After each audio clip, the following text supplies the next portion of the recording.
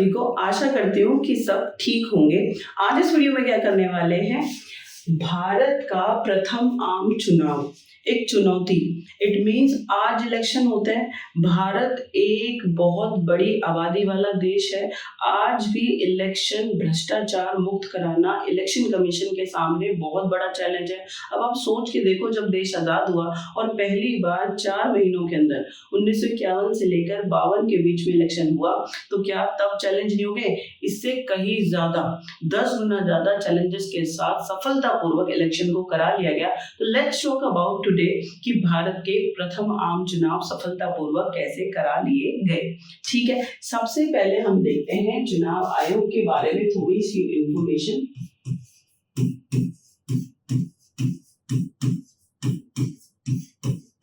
ठीक है, चुनाव आयोग बना कैसे बेटा? जन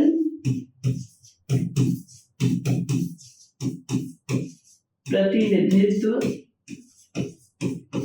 आयोग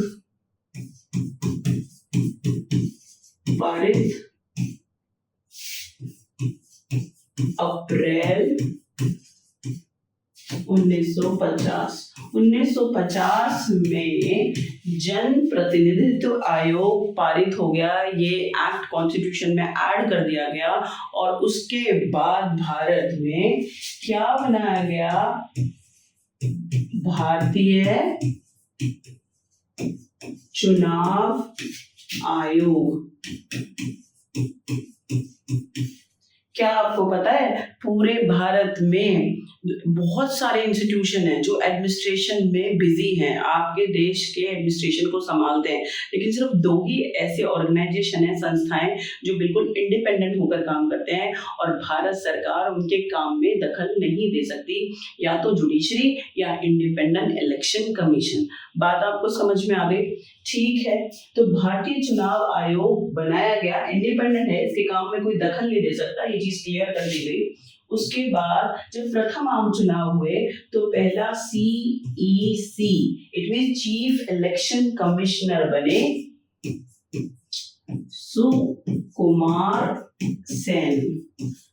जो सुकुमार सेन हैं, पहले एक सिविल सर्वेंट थे और जब भारत में प्रथम आम चुनाव किए जाने थे तो भारतीय चुनाव आयोग के जो प्रथम अधिकारी बने चीफ इलेक्शन कमिश्नर, उनका नाम है सुकुमार सेन। ये बात आपको समझ में आ गई? उसके बाद आप समझो कि 143 मिलियन, ठीक है, मतदाताओं को पंजीकृत किया गया, यानी 143 मिलियन लोगों को वोटर लिस्ट में शामिल किया गया, एलिजिबल वोटर इनको बनाया गया कि भाई प्रथम आम चुनाव में इंक्लूडिंग महिलाएं कि ये पार्टिसिपेट करने वाले, अपने वोट डालने वाले।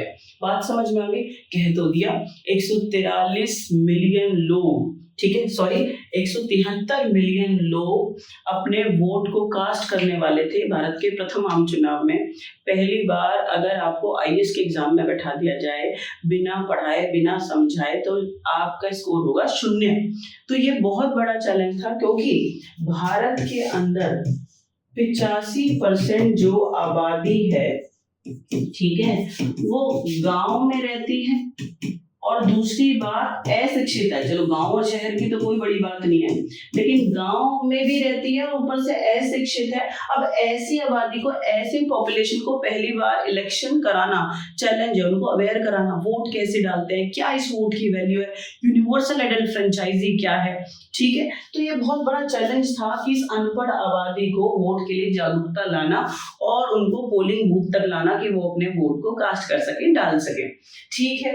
तो ये है सबसे पहले जो चुनाव आयोग है, सुकुमार सेन, वो पहले चीफ इलेक्शन कमिश्नर। 173 मिलियन लोगों को पंजीकृत किया गया कि वो वोटर लिस्ट में शामिल किया गया कि वो डालने वाले थे, लेकिन अशिक्षित है।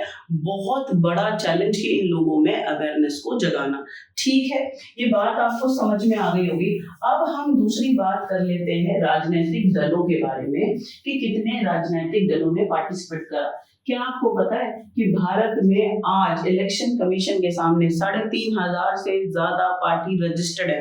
आपको तो BJP, Congress, Samajwadi party, Bahujan Samajwadi party 2-4 नाम पता होंगे, लेकिन 3,500 पार्टी, ठीक है, इतनी बड़ी पॉपुलेशन पे छोटा सा ही नंबर है, बहुत बड़ा नंबर नहीं है। इन दैट टाइम पीरियड जब भारत में पहली बार इलेक्शन हुए, 53, ठीक है, राजनीतिक दलों ने पार्टिसिपेट किया, राजनीतिक दल, और उसमें से जो 14 हैं वो हैं राष्ट्रीय दल। राष्ट्रीय दल क्या होता है? नेशनल पार्टी, जो बड़ी पार्टी होती है, राष्ट्रीय स्तर पर पूरे देश में अपना इलेक्शन लड़ती हैं। क्षेत्रीय पार्टी आपको पता है कि पर्टिकुलर एक क्षेत्र में 2 में 4 में लड़ सकती हैं, लेकिन जो राष्ट्रीय दल होते हैं उन्हें इलेक्शन कमीशन से अधिकार प्राप्त होता है कि वो पूरे देश के अंदर, पॉपुलैरिटी ज्यादा होती है, इलेक्शन को लड़ सकते हैं। वो हम आगे बात करेंगे।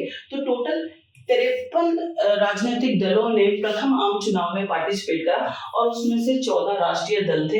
अगर सबसे पॉपुलर नाम है तो कांग्रेस नाम है, आपको पता है, लिखने की कोई जरूरत नहीं है, क्योंकि स्वतंत्रता संग्राम में भारतीय राष्ट्रीय कांग्रेस पार्टी ने पार्टिसिपेट करा, पॉपुलैरिटी बहुत ज्यादा है, इलेक्शन में पार्टिसिपेट करा, बहुत जनरल सी बात है, सबको पता है कि कांग्रेस पार्टी जीती भी। What about other parties? अब इस बात को आप ध्यान से सुनो कि जो भारत का प्रथम आम चुनाव हुआ उसमें से 2 बड़े नाम, जो नेहरू जी हैं, उनके कांग्रेस मंत्रिमंडल में से अलग निकल गए। निकले तो बहुत सारे लोग, लेकिन आपको याद रखना है बड़ा नाम है श्यामा प्रसाद मुखर्जी। अब आप देखना, श्यामा प्रसाद मुखर्जी, ठीक है, ये नेहरू जी के मंत्रिमंडल से अलग हो गए। इन्होंने पार्टी बनाई जन संघ, ठीक है, अक्टूबर 1951। उसके बाद आप बड़ा नाम देखो, ये भी जो नेहरू जी के मंत्रिमंडल से अलग हुए, उनका नाम है B.R. अम्बेडकर, ठीक है, और इन्होंने जो पार्टी बनाई वो है अनुसूचित जनजाति फेडरेशन। बाद में पार्टी का नाम बदल के क्या रखा गया? रिपब्लिकन पार्टी, ठीक है। तीसरा नाम आप देखो, जो नाम है वो है आचार्य कृपलानी, ठीक है। इनकी जो पार्टी है उसका नाम है किसान मजदूर प्रजा परिषद पार्टी। इसके बाद आप देखो, बहुत बड़ा नाम राजनीति में जयप्रकाश नारायण और राम मनोहर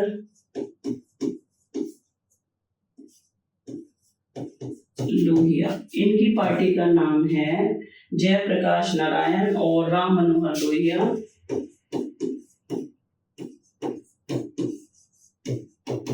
सोशलिस्ट पार्टी।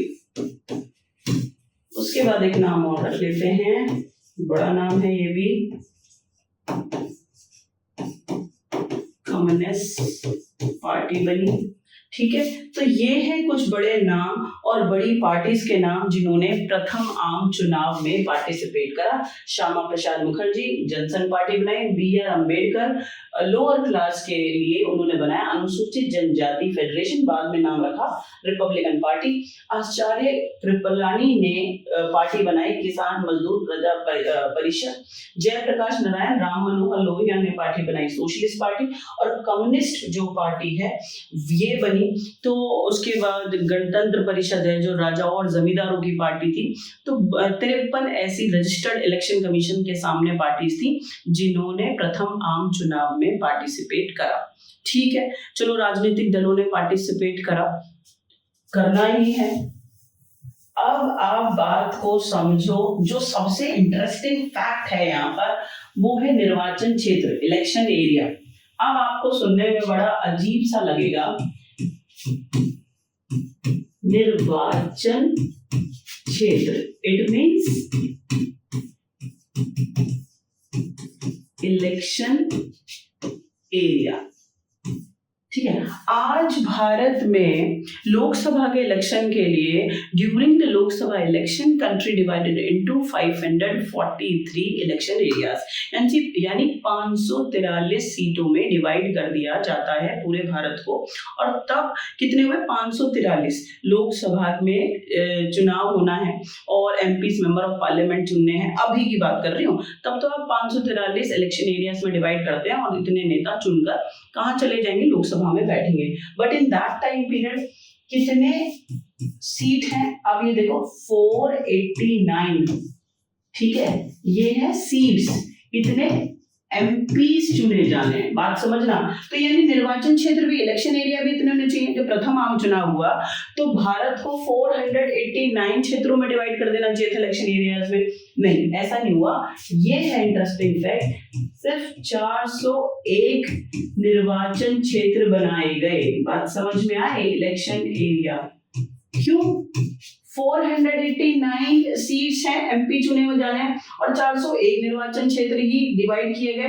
क्यों बेटा, जरा देखना, क्योंकि ऐसा हुआ कुछ निर्वाचन क्षेत्रों पर, एक निर्वाचन क्षेत्र में एक ही सीट पर इलेक्शन हुआ और कुछ जो निर्वाचन क्षेत्र हैं उनपे दो सीटों पर एक साथ इलेक्शन हुआ। और एक पूरे भारत में एक ऐसा निर्वाचन क्षेत्र और एक ऐसा इलेक्शन एरिया जहां पर 3 सीटों पर एक साथ इलेक्शन हुआ। 1960 के बाद इस प्रक्रिया को बंद कर दिया गया।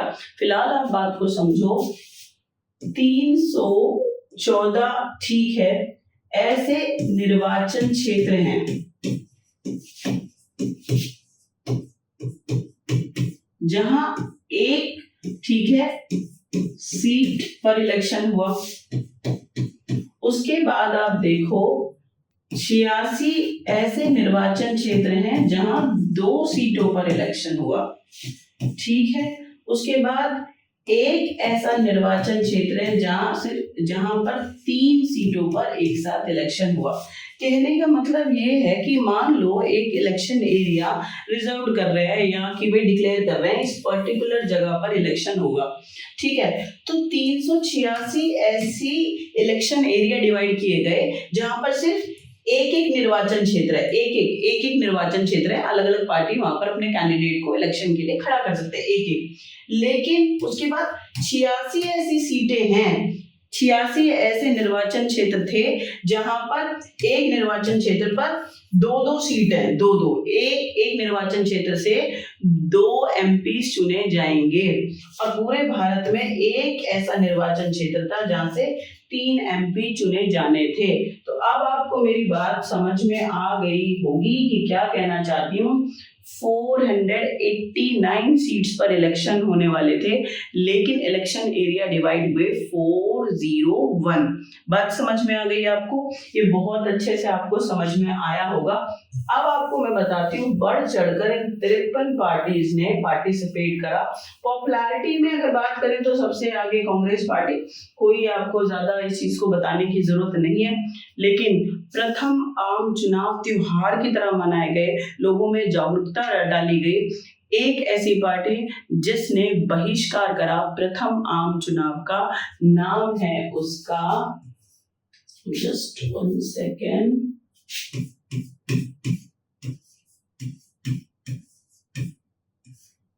नेशनल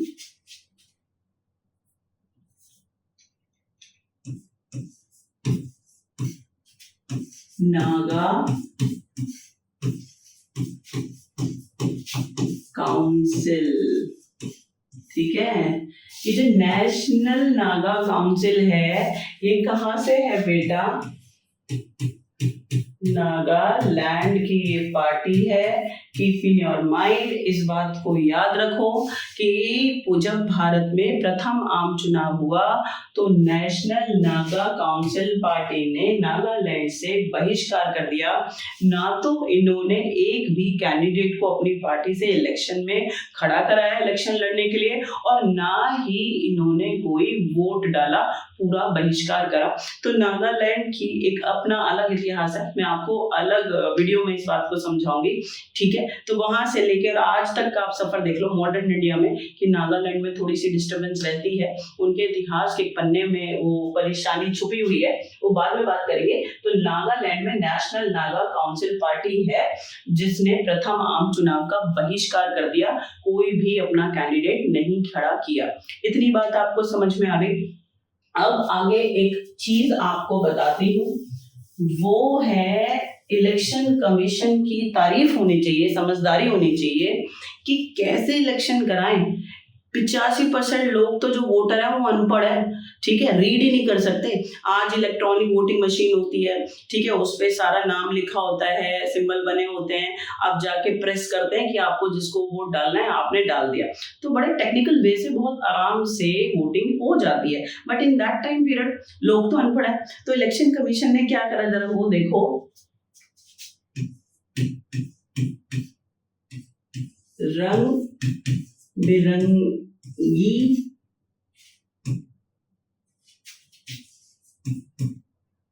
जस्ट 1 सेकेंड मतदान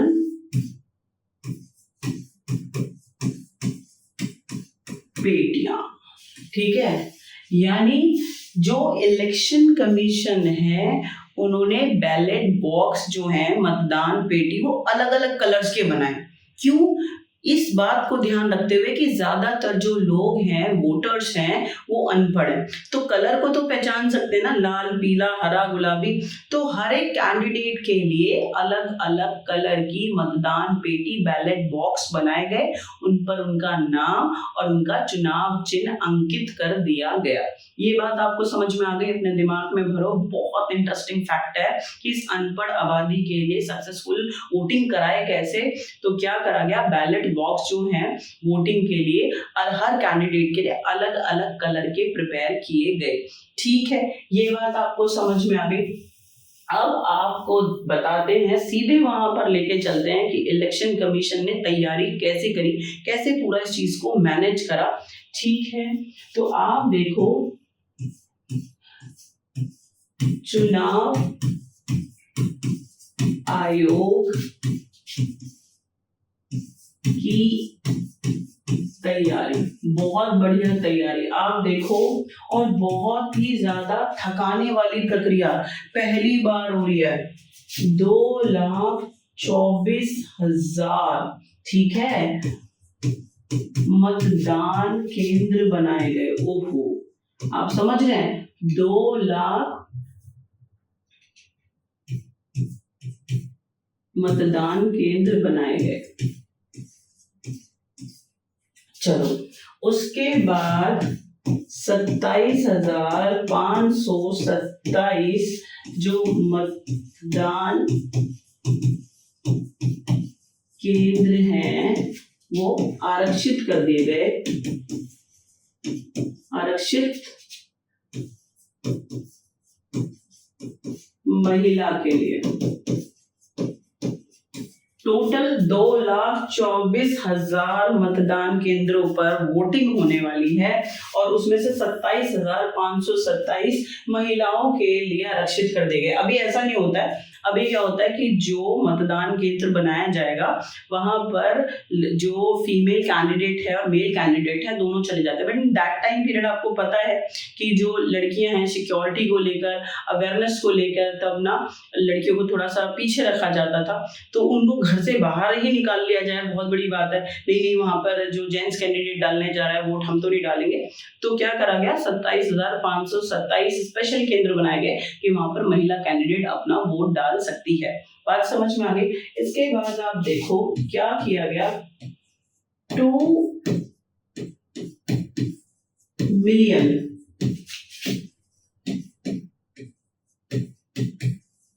बैलेट बॉक्स तैयार किए गए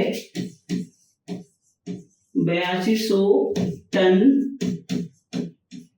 स्टील से। आप समझ रहे हैं कितना खर्चा आया होगा। आज भी बहुत होता है, आज तो आप 10 टाइम आप ज्यादा समझ लो। 2 मिलियन बैलेट बॉक्स तैयार किए गए हर एक कैंडिडेट के लिए, अलग अलग कलर के, और इसमें 2200 टन स्टील यूज किया गया, इस्तेमाल किया गया। बात समझ में आ गई। अब बात कर लेते हैं हम प्रचार की, ठीक है, कि भैया लोगों में अवेयरनेस डालें तो डालें कैसे। तो all India programme, it means पहले क्या होता था कि घर घर में तो टीवी नहीं होते थे, पूरे गांव में टीवी होता था। तो ज्यादातर जो प्रचार के लिए ऑल इंडिया रेडियो पर स्पेशल प्रोग्राम चलाए गए, ठीक है, कि how voters come to polling booth, कि वहां तक जाएंगे, अपने वोट को कैसे डालेंगे, क्या करना है क्या नहीं करना है, पूरी awareness program all India radio पर चलाए गए। प्लस 3000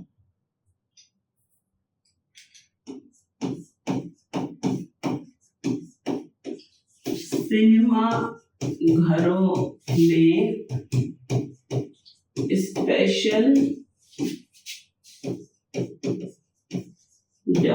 डॉक्यूमेंट्री, ठीक है, चलाई गई।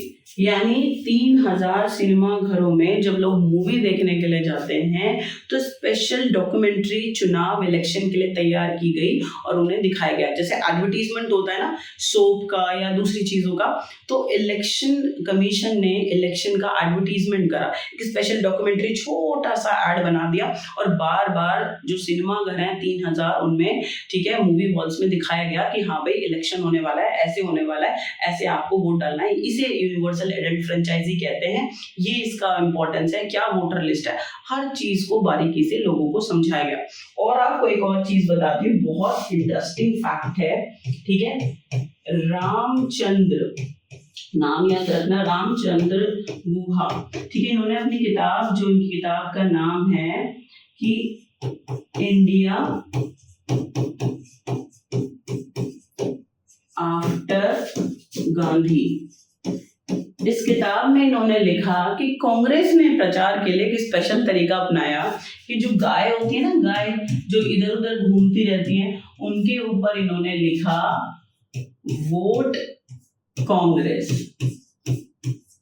आज ऐसा करने की जरूरत नहीं है, बट पहले क्या था, अब गाय है दूध के लिए, ठीक है, अब घरों में भी हैं, इधर उधर भी घूम रही हैं, जो इधर घर वाले पे तो इजाजत नहीं मिलेगी, क्या जो इधर उधर सारी गाय घूमती थी ना जो सड़कों पर, उनके ऊपर वोट कांग्रेस लिख दिया कि लोगों में जागरूकता है कि अच्छा कांग्रेस को वोट डालना है ना, स्पेशल तरीका। तो ये रामचंद्र गुहा ने अपनी किताब में लिखा है कि ये स्पेशल तरीका कांग्रेस ने प्रचार का अपनाया।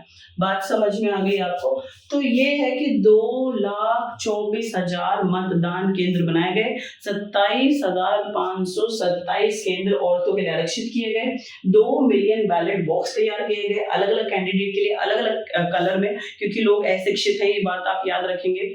प्लस क्या किया गया कि प्रचार के लिए रेडियो को यूज किया गया, सिनेमा घरों में स्पेशल डॉक्यूमेंट्री चुनाव के लिए चलाई गई, और कांग्रेस ने तो कमाल ही कर दिया कि गाय के ऊपर अपना नारा छपवा दिया, वोट कांग्रेस की, हमारे लिए ना आपको वोट डालना है।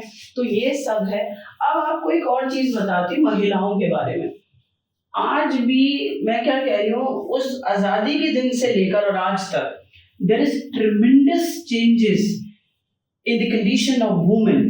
आज लड़कियों के कंडीशन में बहुत ज्यादा परिवर्तन है। मैं ये तो नहीं कह रही हूँ कि टुडे जो लड़कियां हैं उनको सारे अपॉर्चुनिटी मिल गए हैं, but in that time period women leg behind man, women face discrimination, लड़कियां लड़कों के बराबर नहीं थी। ऐसी स्थितियों में लड़कियों को घर से बाहर निकाल के अवेयरनेस उनमें जगाकर और वोट उनसे डलवाना कि भैया आओ चुनाव में किसी पार्टी के लिए वोट डालो, ये बहुत बड़ा चैलेंज था चुनाव आयोग के सामने, और कहीं पे जाके चुनाव आयोग को बहुत बड़ा चैलेंज का सामना करना भी पड़ा। सवाल हो कि महिलाओं के मामले में क्या हुआ। महिला मतदाता। क्या आपको पता है कि 2,000,008, ठीक है, जो महिला मतदाता है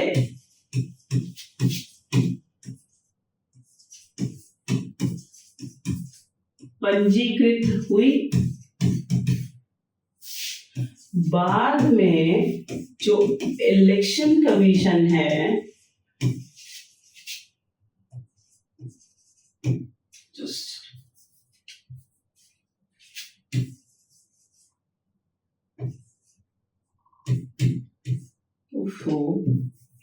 जस्ट इलेक्शन कमीशन ने वोटर लिस्ट से नाम हटा दिया। ओहो, आप ये देखो 2.8 मिलियन जो महिला हैं मतदाता या वोटर आप इसको कह लो, इनको पहले पंजीकृत कर दिया कि इतनी महिलाएं वोट डालने वाली हैं। बाद में इलेक्शन कमीशन को मजबूरी में इनका नाम, ठीक है, वोटर लिस्ट से डिलीट करना पड़ा। क्यों? क्योंकि ये महिला अड़ गई कि हम अपना नाम वोटर लिस्ट में नहीं देंगे। अगर हमें वोट डालना है या तो अपने पति के नाम से डालेंगे या फिर अपने पिता के नाम से डालेंगे, and it is not possible. Voter identity card बनने हैं और उस पे महिला कैंडिडेट का ही नाम जाने वाला, महिला मतदाता का नाम जाएगा। इन्होंने मना कर दिया, नहीं ऐसा करेंगे। तो मजबूरी में, क्योंकि प्रोसीजर है, तो 2.8 इतना बड़े नंबर पर जो महिला वोटर हैं उनका नाम इलेक्शन कमीशन को डिलीट करना पड़ा, हटाना पड़ा, है ना। बहुत अजीब सी बात। अब आप बात को आगे समझो। इसे कहते हैं कि अवेयरनेस की कमी, ठीक है, और ऊपर से लड़कियां उस टाइम बहुत ज्यादा पीछे थी, बराबर के अधिकार नहीं थे, ठीक है। और जो मेल डोमिनेंट सोसाइटी है, कॉन्स्टिट्यूशन में ये लिख देने से कि लड़कियां और लड़के बराबर हैं, बराबर नहीं हो जाते बेटे, ठीक है। Till today women face discrimination. आपके कॉन्स्टिट्यूशन में लिखा तो है कि वी ऑल आर इक्वल, ठीक है, all are equal in front of constitution, no one discriminated on the basis of gender, caste, religion. फिर भी जो कुछ जातियां हैं या कुछ स्पेशल कम्युनिटीज हैं, सोशल ग्रुप हैं, माइनॉरिटीज हैं और जो औरतें हैं, आज भी शोषण को सहते हैं। पहले के मुकाबले बहुत बेटरमेंट हुआ है, सरकारों ने बहुत काम किया है, बहुत कानून बने हैं, वुमेन पावर एनहेंस हुई है, बिल्कुल मानूंगी इस बात को। फिर भी अभी बहुत जगह पर काम करना बाकी है। बात समझ में आ गई आपको? आगे आप देखो, जो चुनाव आयोग है इसने क्या करा कि भ्रष्टाचार मुक्त, ठीक है, चुनाव हो, इसके लिए क्या करा उन्होंने,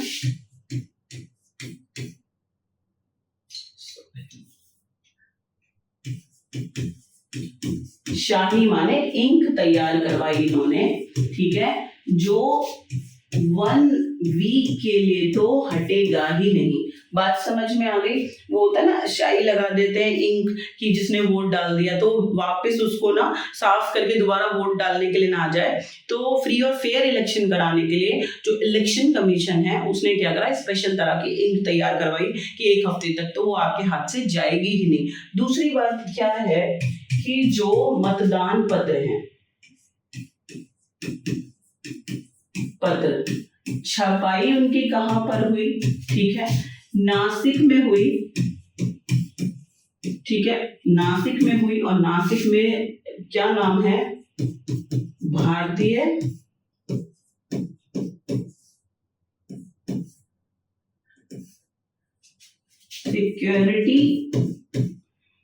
सिक्योरिटी प्रेस, ठीक है, यही वो भारतीय सिक्योरिटी प्रेस है नासिक में, जहां पर मतदान पत्र छापे गए। मतदान पत्र जहां पर हर कैंडिडेट का नाम, सिंबल सब होगा, उसके ऊपर लोग स्टैंप लगाएंगे, फिर उसको फोल्ड करेंगे और बैलेट बॉक्स में डाल देंगे, ठीक है, जिस कैंडिडेट को वो पसंद करते हैं। तो बहुत बड़े नंबर पे छपाई मतदान पत्रों की होने वाली थी। तो ये नासिक में भारतीय सिक्योरिटी प्रेस के अंदर हुई और यहीं पर पहले, अब नहीं, पहले भारतीय मुद्रा को छापा जाता था। बात समझ में इतनी आपको आ गई होगी, ठीक है। अब आगे चलते हैं। Just 1 second. आ रहा है आपको मजा भारत के पहले जो चुनाव है उनके बारे में सुनकर कि सोचो सिर्फ लैक ऑफ अवेयरनेस की वजह से 2.8 मिलियन जो 8 मिलियन औरतें हैं उनको वोट डालने का मौका पहली बार मिल ही नहीं पाया। मजबूरी में इलेक्शन कमीशन को उनका नाम डिलीट करना पड़ गया। ठीक है, कैसे पूरा इतना बड़ा चुनाव और पूरे भारत में कराना है और वो सक्सीड भी हुआ। तारीफ की बात यह है कि इतने बड़े चैलेंज के सामने सुकुमार सेन भारत के पहले चीफ इलेक्शन कमिश्नर और उनकी टीम ने ये करके दिखा दिया। बहुत ही तारीफे काबिल बात है। ठीक है, आगे अब हम चलते हैं, रिजल्ट की बात कर लेते हैं। चुनाव का परिणाम देखो, ये तो सबको पता है कि जो कांग्रेस है, ठीक है, कांग्रेस पार्टी जीत गई। ठीक है, और जो नेहरू जी हैं वो आपके प्रथम प्रधानमंत्री बने। ये तो ठीक है। कांग्रेस को कितनी सीटें मिली? 489 में से 364 सीटें मिली। ठीक है, उसके बाद अगर हम बात करें तो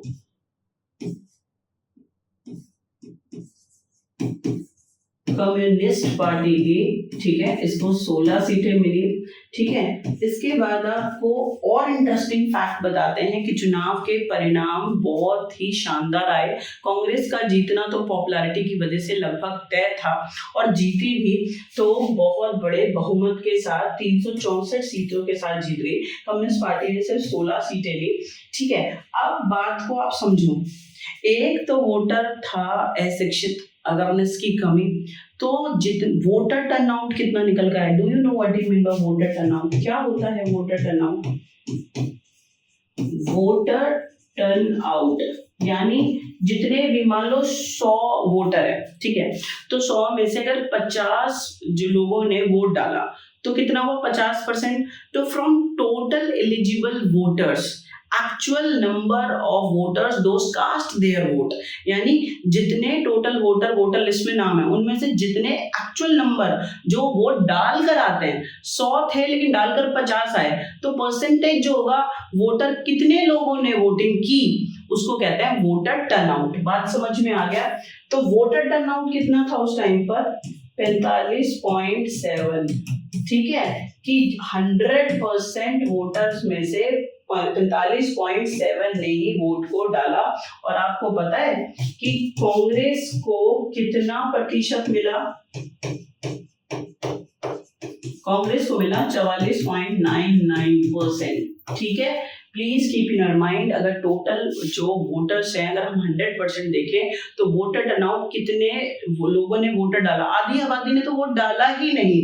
ठीक है, तो 45.7 और 45.7 जो परसेंट है जो वोटर वोट डालने आए उनमें से 44.99% वोटर्स ने कांग्रेस का साथ दिया।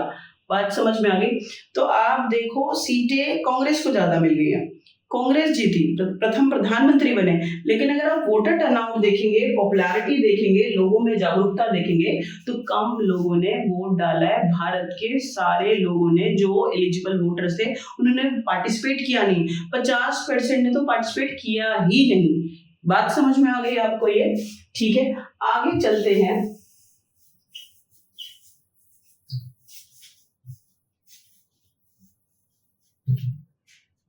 अब हम दूसरे पार्टीज के और कैंडिडेट के बारे में बात कर लेंगे। ठीक है, और उनका नाम है BR अम्बेडकर। मेरे को मतलब सुन के बहुत अजीब लगता है, BR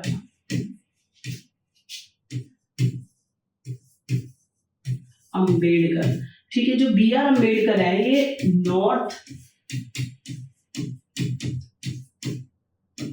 सेंट्रल और वो भी आरक्षित सीट जो है, आरक्षित यानी जो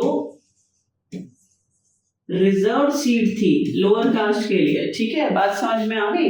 तो ये नॉर्थ सेंट्रल आरक्षित सीट से लोकसभा के इलेक्शन में लड़े, लेकिन इतने पॉपुलर नेता, इतने पॉपुलर, तो पॉपुलैरिटी के साथ there is so many factor which is influence election. सिर्फ आप पॉपुलैरिटी के दम पर इलेक्शन को नहीं जीत सकते, पुरजोर कोशिश करने के बाद भी बी.आर. अम्बेडकर प्रथम चुनाव लोकसभा में नॉर्थ सेंट्रल सीट से हारे। ठीक है, लेकिन उन्हें तो पार्लियामेंट तक जाना था, तो संसद में पहुंचने के लिए लोकसभा की सीट पे तो हार गए, एमपी तो बने नहीं, तो संसद में जाने के लिए इन्होंने क्या करा, इन्होंने राज्यसभा का मेंबर बन गए। क्या बने? राज्यसभा के मेंबर बन गए बी.आर. अम्बेडकर। उसके बाद इन्होंने क्या करा, 1954 में, आप याद रखना, जो बांद्रा की सीट थी, ठीक है, बांद्रा की, उस पर उपचुनाव होना था लोकसभा के लिए। ठीक है, री इलेक्शन होता है, अलग अलग रीजन होते हैं री इलेक्शन के, मैं अलग वीडियोस में आपको समझाऊंगी। तो 1954 में बांद्रा की जो सीट है उस पर उपचुनाव होना है लोकसभा के लिए। तो यहां से फिर कोशिश करी बी.आर. अम्बेडकर ने, ठीक है, लेकिन फिर से जो बी.आर. अम्बेडकर हैं,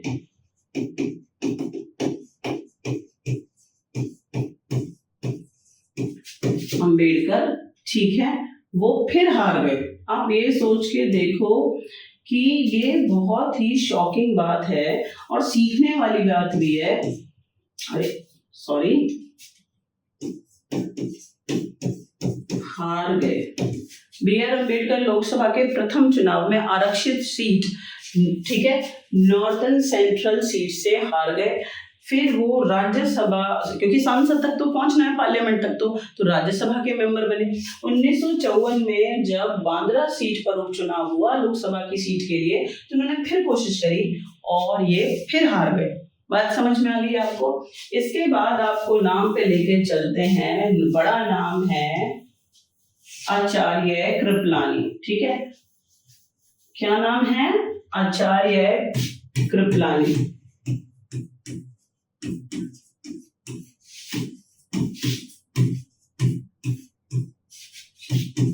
ठीक है, तो ये फैजाबाद उत्तर प्रदेश, ठीक है, ये फैजाबाद उत्तर प्रदेश से लोकसभा की सीट के लिए लड़े और ये भी हार गए, ये भी हार गए। बहुत बड़ा नाम। तो मैं फिर आपसे कह रही हूँ कि पॉलिटिकल पार्टीज के साथ अटैचमेंट होता है, how political party perform, caste based, religion based politics. तो जो वोट डालती है ना पब्लिक, वो एक बात के लिए डालती है कि नेता बढ़िया डाल दो, नहीं ये पॉपुलर नहीं। तो अगर पॉपुलैरिटी के दम पे इलेक्शन को जीता जाता तो आचार्य कृपलानी जीत सकते थे, बी.आर. अम्बेडकर जीत सकते थे, लेकिन दोनों लोकसभा के प्रथम आम चुनाव में हार गए। बहुत ज्यादा इंटरेस्टिंग फैक्ट आप अपने माइंड में रखना। लेकिन जो इनकी वाइफ है आचार्य कृपलानी जी की, ठीक है, जो इनकी पत्नी है सुचेता कृपलानी, ये बेटा दिल्ली से जीत गई। ठीक है, और दिल्ली से ये जीती। और जो कांग्रेस की हैं, कांग्रेस की कैंडिडेट मनमोहनी, ठीक है, वो हार गई। याद रहेगा आपको। तो जो कृपलानी जी हैं वो फैजाबाद उत्तर प्रदेश की सीट से लड़े लोकसभा का इलेक्शन, लेकिन हार गए। उनकी जो वाइफ हैं सुचिता कृपलानी, वो दिल्ली की सीट से जीत गई और कांग्रेस के जो कैंडिडेट है उसको उन्होंने हरा दिया। ये बात आपको समझ में आ गई होगी। अब आगे चलते हैं, अब आपको लेके चलते हैं थोड़ा सा किसके बारे में। प्लीज आप इतनी बात को याद रखना कि प्रथम आम चुनाव में 489 सीटों पर, तो ठीक है, सीटों पर इलेक्शन हुआ लोकसभा के लिए। ठीक है, एमपी मेंबर ऑफ पार्लियामेंट चुने जाने थे। और जो विधानमंडल है वहां 3283, ठीक है, सीटों पर इलेक्शन होना था। और क्या आपको पता है राजाओं और जमींदारों की जो पार्टी है उसका नाम था गणतंत्र परिषद। ठीक है, ये राजा और जमींदारों की पार्टी है। ठीक है, और इसने 31 सीटें ले ली। 31 सीट आप ये समझ लो ये जीत गए। ठीक है, विधान मंडल में उड़ीसा से। कहां से? उड़ीसा से। ठीक है, तो 31 सीटों पर गणतंत्र परिषद पार्टी, जो कि राजाओं की और जमींदारों की पार्टी है, उड़ीसा में 31 सीटों पे जीत गई। इतनी बात आपको समझ में आ गई। अब आपको लेके चलते हैं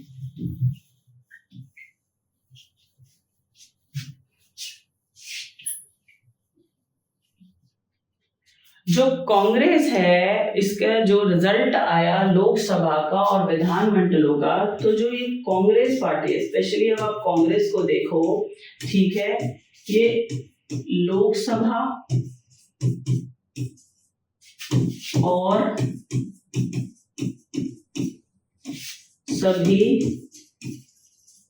विधान मंडलों में जीत गई। यानी कि जब प्रथम आम चुनाव हुए स्टेट लेजिस्लेटिव असेंबलीज के लिए और सेंट्रल लेजिस्लेटिव असेंबली के लिए, लोकसभा के लिए या विधान सभाओं के लिए, ठीक है, एमपीज और एमएलए चुने गए, तो हर जगह पर कांग्रेस ने मोर्चा मार लिया। राज्य में भी, सभी राज्यों में, टोटल कितने राज्य थे दैट टाइम पीरियड? 26 राज्य हैं। ठीक है, तो 26 राज्यों में इलेक्शन होने वाले थे, चाहे विधानमंडल के हैं या फिर लोकसभा के हैं, तो हर जगह पर कांग्रेस पार्टी जीत गई। ठीक है, इतनी बात। लेकिन कहां बहुमत नहीं प्राप्त कर पाई? उड़ीसा,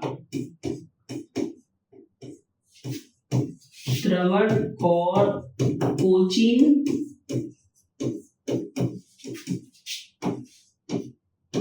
मद्रास और पेप्सू। ठीक है, दैट टाइम पेप्सू था। पेप्सू, ये वो 4 जगह हैं, उड़ीसा, त्रावणकोर, कोचीन, ये एक ही नाम है, मद्रास और पेप्सू। यहां पर कांग्रेस को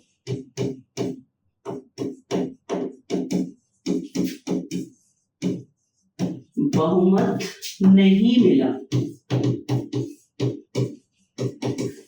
ठीक है, तो hopefully you understand, you easily understand. Bharat का प्रथम आम चुनाव कांग्रेस पॉपुलैरिटी के साथ लोकसभा का चुनाव जीत गई, 364 सीटों पर जीती। ठीक है, उसके बाद रेस में 53 और पार्टी थी, 1 सीट 2 सीटें सबने ली। ठीक है, और जितने भी राज्य हैं और पूरा देश में है, केंद्र में भी और राज्यों में भी कांग्रेस की सरकार बनी। ये छोटी बड़ी सारी बातें मैंने आपके सामने रख दी। और इसमें जो सबसे इम्पोर्टेंट बात थी, इलेक्शन कमीशन तारीफे काबिल काम किया। और भारत अभी भी आज़ाद हुआ था 1951 से 52, 4 महीने के बीच में, अक्टूबर से फरवरी के बीच में इलेक्शन को कराया गया। 1950 में संविधान लागू हो गया। और जो नेहरू जी हैं, उन्हें जल्दबाजी थी कि भाई अब जल्दी से इलेक्शन करा दो, ठीक है, और एक चुनी हुई सरकार भारत देश को चलाए। लेकिन सुकुमार सेन नेहरू जी के सामने प्रस्ताव रखते हैं कि भ्रष्टाचार मुक्त इलेक्शन कराना, बैलेट बॉक्स बनवाना, यूनिवर्सल फ्रेंचाइजी लोगों को समझाना, इलेक्शन की अवेयरनेस जगाना, इतना बड़ा काम जल्दबाजी में नहीं हो सकता। और बड़े ही तसल्ली के साथ इतने बड़े लेवल पर इलेक्शन भारत में कराया गया और वो सफलतापूर्वक हो भी गया। तो ये था आम चुनाव के बारे में। मैं पूरी आशा करती हूँ कि आपको बहुत अच्छे से समझ में आएगा कि भारत में पहला आम चुनाव कैसे हुआ। मेरी नेक्स्ट वीडियो ना और इंटरेस्टिंग होने वाली है और हम भारत के प्रधानमंत्री काल के बारे में पढ़ेंगे, नेहरू जी से लेके, प्रथम प्रधानमंत्री नेहरू जी से लेकर और जो रिसेंट आपके मोदी जी हैं प्रधानमंत्री, उनके कार्यकाल में क्या क्या क्या जो अद्भुत घटनाएं हुई हैं, अचीवमेंट क्या है, ड्रॉबैक क्या है, वो एक एक चीज आपके साथ डिस्कस करूंगी। ठीक है, तो वो हम नेक्स्ट वीडियो में करेंगे। तब तक के लिए आप बहुत खुश रहो और सब अपनी नॉलेज को बढ़ाते रहो।